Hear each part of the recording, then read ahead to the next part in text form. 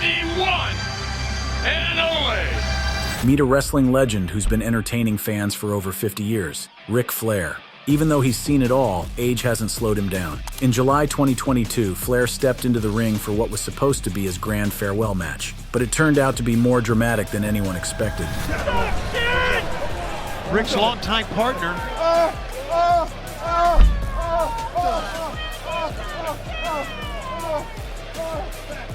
I'm going to be honest with you guys. Stop it. Stop it, Karen. I don't know how much Ric... Oh. During the fight, Flair pretended to have a heart attack, causing quite a scare among the fans. But what's the jump scare here? Flair actually had a real heart attack, though he didn't find out until much later. First, TMZ Sports reporting that Flair was hospitalized in the Atlanta area with a very serious medical emergency. So, get ready to take a deep dive into what exactly went down with Ric Flair. It's quite the story you wouldn't want to miss. The heart attack. With over 50 years in the wrestling world, Ric Flair has made himself known as one of the industry's legends, and he's not letting age slow him down. Ric Flair, the one and only. In July 2022, he stepped into the ring for what was billed as his final match ever. The event was a nail-biter, not just because of the action, but because Flair, always the showman, pretended to have a heart attack during the match, giving fans a real scare. The shocker? It wasn't entirely an act. He actually suffered a heart attack, though he didn't find out until late 2023. Ric's longtime partner.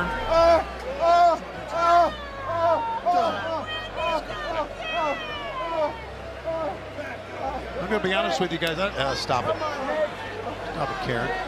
I don't know how much Ric... Oh. With his AEW run likely over after Sting's retirement match at March's Revolution PPV, you might be curious about what Ric Flair is up to these days. Well, the Nature Boy has been keeping busy, and not just with wrestling. He's been making waves online, venting about the service industry's bathroom breaks. But that's not all. He's also been making the rounds on podcasts, including a recent appearance on the Jackson podcast. In the episode, Flair sat down with Bear DeGidio and Quentin Rampage Jackson to chat about everything from the most talented wrestlers and WWE stories to who trained Logan Paul, and of course, his wild and legendary career. Even after all these years, Ric Flair continues to be a larger-than-life figure, still full of surprises and always ready to share a story or two. On the Jackson podcast, Ric Flair opened up about his 2022 last match, where he teamed up with Andrade to face Jeff Jarrett and Jay Lethal on a pay-per-view aptly named Ric Flair's Last Match. Flair had previously mentioned passing out twice during the bout, attributing it to dehydration. However, during the podcast with Bear DeGidio and Quentin Rampage Jackson, Flair revealed that he actually passed out 3 times that day in Nashville, and it turns out the real reason was far more serious, a heart attack. Flair's always been a master at selling his legend, but this story feels more genuine than some of the wild tales we often hear in wrestling. Flair went on to explain how he discovered the truth during a routine checkup with his doctor, following the installation of a pacemaker a few years back. So it's 2 days of 3 hours of test. And this is 6 months ago, the guy takes me in. Flair recalled. The doctor showed him a scan of his heart. He said, and if you look at your pie, if you look at your heart like a round pie, right? There's a piece of my heart right here, this big, it's black, it's gone. The doctor told him he's had a heart attack in the last 2 years. Rick said he was shocked because he never felt any pain. Then the doctor asked him if he passed out in the last 2 years, and that's when it hit Rick. And during my last match, I passed out 3 times. Rick said he thought he passed out because of dehydration. Flair said, so I went in the locker room with Kid Rock and the Taker. I just drank 2 bottles of Gatorade and went back out to Kid Rock's place all night long. But I had a heart attack. You didn't even go to the hospital? You had no idea? I didn't hurt. No, none. I feel great. That's my problem. Flair's final match took place on July 31st, 2022 at the Nashville Municipal Auditorium in Tennessee.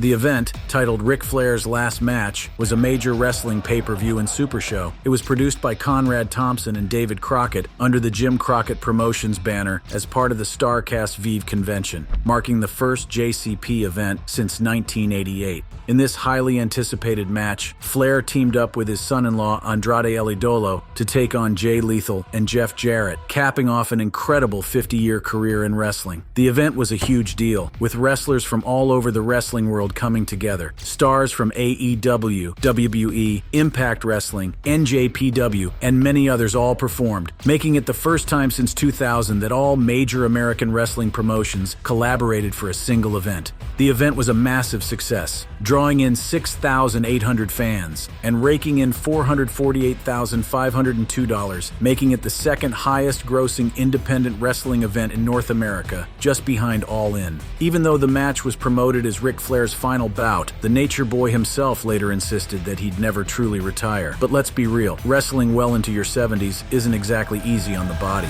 First, TMZ Sports reporting that Flair was hospitalized in the Atlanta area. Back in 2017, Flair's health struggles became a serious concern when WWE announced that the wrestling legend had been hospitalized and underwent surgery. While the details of the surgery were kept under wraps, it was clear that Flair's body was feeling the toll of decades spent in the ring. Ric Flair, the iconic Nature Boy and wrestling legend, recently found himself back in the hospital, though this time it was for routine monitoring. Melinda Morris Zanoni from Legacy Talent, who represents Flair, took to Twitter to let fans know about the situation. She requested prayers and positive energy for the 68-year-old wrestling superstar, mentioning that he's dealing with some tough medical issues. It wasn't long before more details came to light about Ric Flair's health scare. He had to undergo surgery in Georgia to remove a troublesome blockage in his bowel. Unfortunately, this procedure led to a series of complications, with the most serious being kidney failure. This required him to undergo dialysis and stay in the hospital for an extended period. After a challenging recovery, Flair was finally able to go home on September 21st, 2017. This latest ordeal followed a harrowing experience from 5 years earlier, when Flair spent 2 weeks on life support and a month in intensive care due to a range of severe health issues. At that time, he was given just a 15% chance of survival. Thankfully, he managed to pull through, but his recovery was far from over. Within a year of that crisis, Flair had to undergo 4 heart surgeries and get a pacemaker fitted to help manage his heart condition. Through it all, Flair's will to live and fighting spirit have been nothing short of incredible. Ric Flair has now been battling a serious heart condition called alcoholic cardiomyopathy. This condition weakened his heart, and it even led to a heart attack during his final match on July 31st, 2022. Despite these major health setbacks, Flair hasn't let anything dim his larger-than-life presence. He's as defiant as ever, continuing to flaunt his trademark confidence and charisma. Even with all the challenges, Flair remains adamant that retirement is not on his radar. For him, it seems, the wrestling world will always be his stage, and he's determined to keep the flare burning, no matter what. Who is Ric Flair? Richard Morgan Flair, better known as Ric Flair, is an American wrestling legend. Born on February 25, 1949 in Memphis, Tennessee, Flair's journey to becoming one of the greatest wrestlers of all time has spanned over 6 decades. His peers and sports journalists often regard him as the best to ever step into the ring. Flair's early life was a bit complicated. Originally named Fred Phillips, he was born to Luther and Olive Phillips. However, due to some confusing records, his name also appears as Fred Demery or Fred Stewart. Rick was adopted by Kathleen and Richard Flair after his biological mother, Kathleen, couldn't have more children following the tragic loss of her daughter. Rick's adoption was part of a questionable arrangement through the Tennessee Children's Home Society, which was later exposed for unethical practices. His adoptive father was a doctor in training, and his mother worked for a newspaper. The Flair family eventually settled in Edina, Minnesota, where Rick grew up. During high school, Rick attended Wayland Academy in Wisconsin, where he was active in wrestling, football, and track. He later went on to briefly attend the University of Minnesota before diving headfirst into his wrestling career.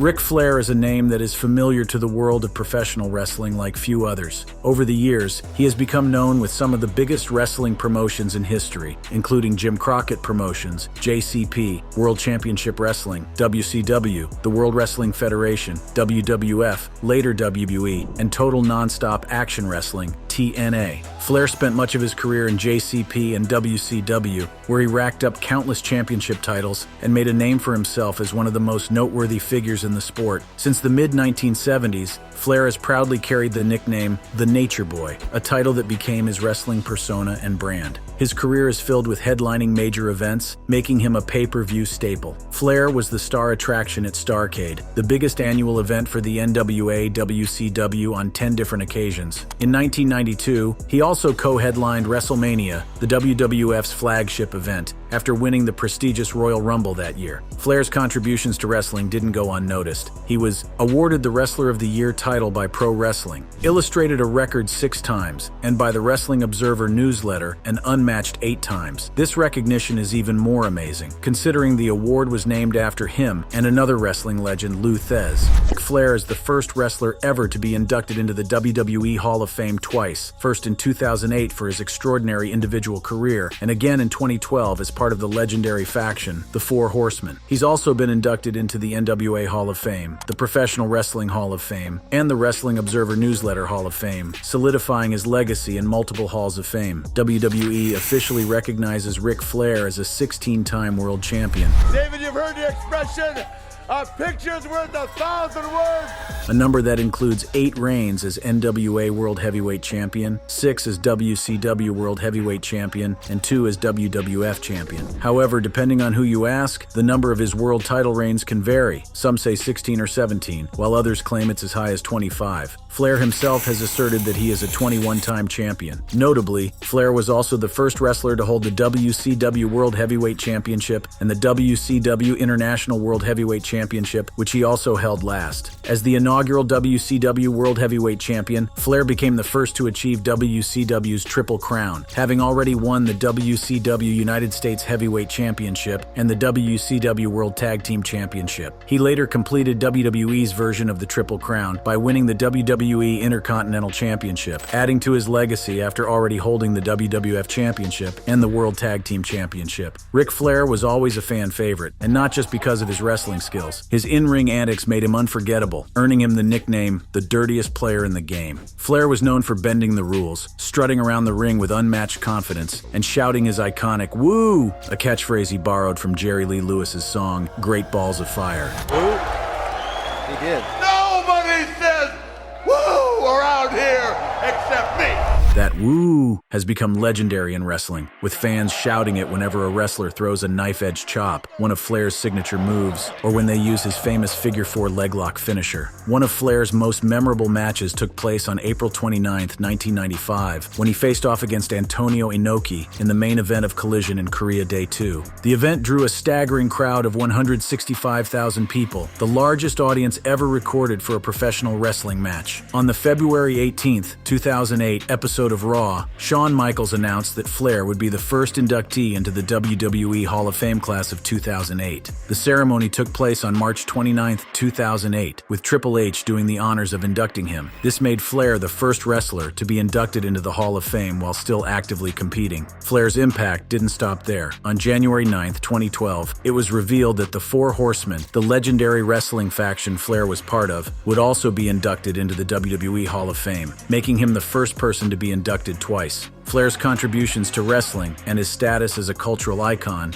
were recognized beyond the ring. On April 15, 2008, he was honored in Congress by North Carolina Representative Sue Myrick, who praised his incredible career and what he meant to the state. Later that year, on September 29th, Flair's famous sequin-covered robe, which he wore at WrestleMania Nuffrey Youth in what was supposed to be his final WWE match, was enshrined in the pop culture section of the National Museum of American History in Washington, D.C. Flair's greatness became enviable in 1999 when a group of professional wrestling experts, analysts, and historians named him the greatest NWA World Heavyweight Champion of all time. In 2002, he was again recognized as the greatest professional wrestler ever in the book, The Top 100 Wrestlers of All Time, by John Molinaro. The accolades didn't stop there. Sports Illustrated's Luke Winkie also named Flair the greatest professional wrestler of all time in July 2016. Ric Flair's iconic "woo" chant has also become more than just a wrestling catchphrase. It's a staple in pop culture. Artists from various music genres have paid tribute to Flair in their work. Rapper Pusha T, for instance, gave a nod to Flair in his song Sweet Serenade, where he raps. The chant fits perfectly with the bravado and flair of the lyrics. Atlanta-based rapper Killer Mike also showed his admiration by naming a track after Flair himself, simply titled Ric Flair. But it doesn't stop there. American trap musicians Offset and Metro Boomin created a hit song called Ric Flair Drip, once again proving how deeply Flair's persona has has seeped into the music world. Even outside of music, Flair's woo chant has found its way into other areas of pop culture, like the Battle of Gettysburg podcast, where hosts and wrestling fans Jim Hessler and Eric Lindblade often reference Flair's signature chant and mystique. Beyond the ring and pop culture, Ric Flair's personal life has been as eventful as his career. Flair married his first wife, Leslie Goodman, on August 28, 1971. Together, they had 2 children, Megan and David. Unfortunately, after 12 years of marriage, they divorced in 1983. Just a day before his first marriage ended, Flair tied the knot with his second wife, Elizabeth Harrell, on August 27, 1983. Promoter Jim Crockett Jr. even served as the best man at their wedding. They had 2 children together, Ashley and Reed. Beth and their kids made occasional appearances on WCW television between 1998 and 2000, showing that wrestling was truly a family affair. However, after nearly 23 years of marriage, Flair and Beth also went their separate ways, finalizing their divorce in 2006. Ric didn't stay single for long, marrying his third wife, fitness competitor Tiffany Vandemark, on May 27, 2006. Their marriage was short-lived, though, with Tiffany filing for divorce in 2008, which was finalized in 2009. Flair moved on quickly, marrying his fourth wife, Jacqueline Jackie Beams, on November 11, 2009, in Charlotte, North Carolina. Sadly, that marriage also ended in divorce, which was finalized in 2014. Not one to give up on love, Flair married his fifth wife, Wendy Barlow, on September 12, 2018, at a resort in Florida. Wrestling fans might recognize Wendy as Fifi, Flair's maid character from his WCW days. However, in January 2022, Flair announced that he and Wendy had separated, though they reconciled later that year in May.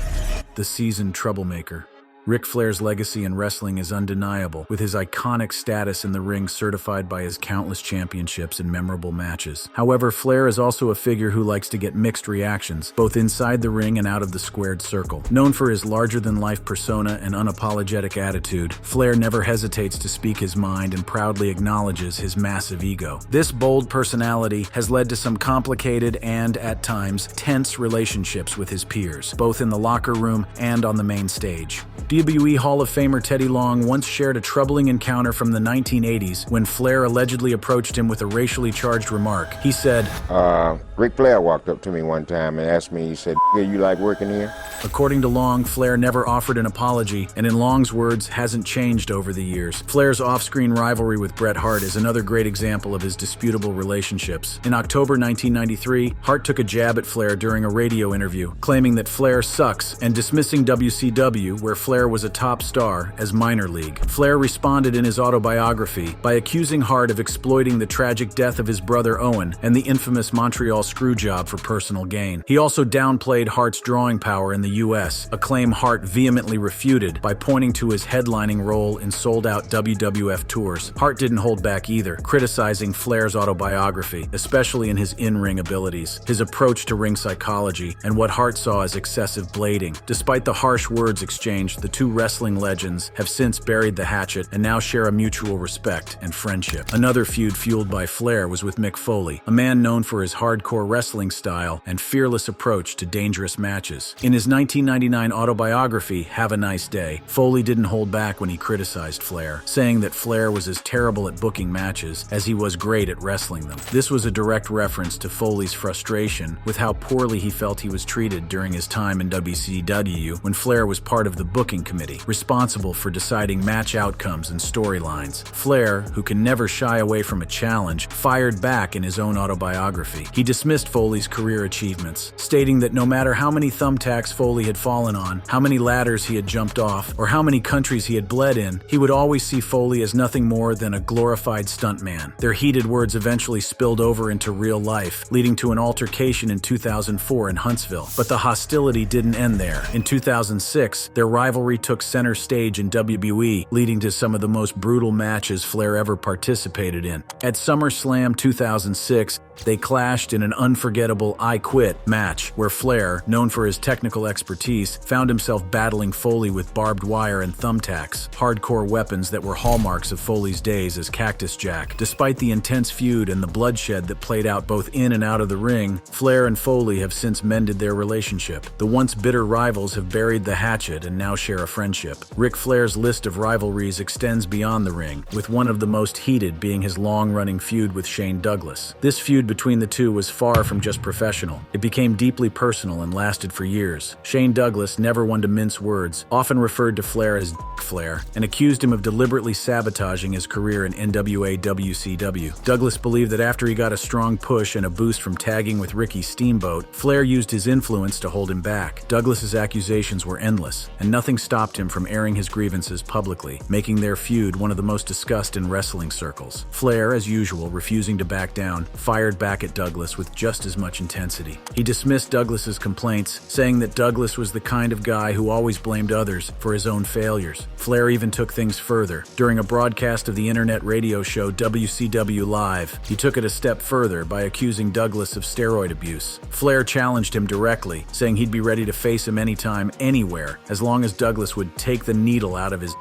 Another real-life clash was with Bruno Sammartino, which became known as the infamous backstage snub. According to Flair, the tension started when Sammartino refused to shake his hand at a live event. Flair believed this cold shoulder was due to comments he made in his book, where he described Sammartino as a Northeast star who couldn't draw fans outside New York. Sammartino, however, had a different take on the situation. He didn't just brush off the incident, he fired back by calling Flair a liar and made it clear that he had no respect for him at all. This public spat just goes to show Flair's reputation as a polarizing figure, both admired and criticized by his peers. Despite the heated exchange, the two wrestling icons eventually buried the hatchet and remained friends until Sammartino's passing in 2018. Flair also had some out-of-the-ring tension with Hulk Hogan, another of wrestling's biggest names. Their issues mainly stemmed from an incident after a tag team match at WWCW's sold-out pay-per-view in 1999, where Flair teamed up with his son David against Curt Hennig and Barry Windham. While details of the incident remain a bit mysterious, it was enough to create a rift between the two superstars. However, Flair mentioned that despite these differences, he and Hogan have been friends for years. In September 2019, Ric Flair found himself in a heated battle, this time not in the ring but in the courtroom, as he threatened to sue WE over the use of the term "The Man." This nickname was being used by Becky Lynch, one of WWE's biggest stars at the time, and it didn't sit well with Flair, who believed he had a rightful claim to the phrase. Flair even went as far as filing a trademark for "The Man," which led to some serious hostile air, not just with WWE, but with his own daughter, Charlotte Flair, who was Lynch's on-screen rival during this period. Despite the legal threats, Lynch kept things professional and responded by saying that she still liked and respected Flair, even though they were on opposite sides of this dispute. This clash created a rift in the Flair family, as Charlotte found herself caught between her loyalty to her father and her career in WWE. By May 2020, Flair decided to transfer the rights to the Man nickname and gimmick to WWE, although the details of the deal were kept under wraps. The legal drama seemed to cool off after that, but the tension between Flair and Lynch continued for a while longer. In 2021, Flair reignited their feud by accusing Lynch of continuing to use the nickname without his blessing. This back and forth just brought about another drama, Flair's favorite life genre. However, by January 2023, Flair did something unexpected. It started out with me and Hunter talking for about an hour, which is a private discussion, but resolving a lot of issues that have been lingering for a couple of years. And then I apologized to Becky Lynch. Really? He apparently extended an olive branch and publicly apologized to Lynch, finally putting an end to their dispute. In 2002, Ric Flair was involved in the notorious plane ride from hell, a flight that quickly spiraled into chaos due to the behavior of some of WWE's top stars. Flair was accused of wearing only his iconic wrestling robe and allegedly exposing himself to a female flight attendant, Heidi Doyle. She claimed that Flair forced her to touch him inappropriately, leading her to file a lawsuit against WWE. The case was eventually settled out of court, with WWE avoiding a public trial. Despite the serious accusations, Flair did not face any immediate consequences from the company. However, the incident remained a dark stain on his career, especially when it resurfaced during a 2021 episode of the Canadian documentary series Dark Side of the Ring. In the episode, several people who were on the flight, including wrestlers Tommy Dreamer and Jim Ross, recounted the events, reigniting controversy around Flair's behavior. Following the airing of the episode, Flair released a statement denying the allegations. Despite this, WWE took action by removing Flair from their signature intro, a clear indication that the company wanted to distance itself from the scandal. Other than that, Ric Flair managed to remain quite the Flair in WWE history before his forceful retirement from the ring due to a heart attack. Enjoyed the video? Crave more excitement? Stay tuned by clicking on any of the cards on your screen right now for more thrilling content. See you next time.